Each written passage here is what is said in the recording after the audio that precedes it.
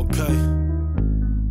Yeah, har en stemme i mit hoved, der begynder at snakke lidt pænere til mig. Ikke så mange skældsord, når den siger, at jeg burde ændre ved mig. Jeg brænder for det, så jeg har ikke brug for tandbriketter.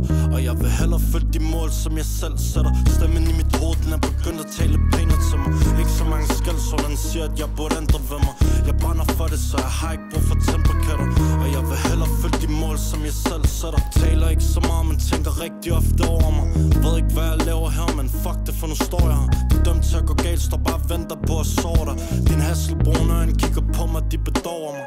Noget endnu sjovere var dengang jeg blot tvivl på mine tanker om mig selv, det kan der hurtigt gå et liv på. Jeg plejede at leve i en massiv tog, tændt kun for ting, som jeg kunne tage et fucking hiv på.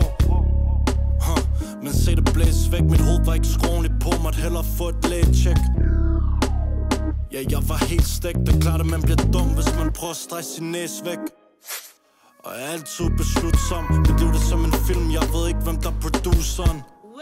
Men mig og ham, vi er ikke så gode sammen. Han skifter nærmest genre, hver gang jeg går ud af bruseren. Stemmen i mit hoved, den er begyndt at tale pænere til mig. Ikke så mange skældsord, den siger, at jeg burde ændre ved mig. Jeg brænder for det, så jeg har ikke brug for tandbriketter. Og jeg vil hellere følge de mål, som jeg selv sætter.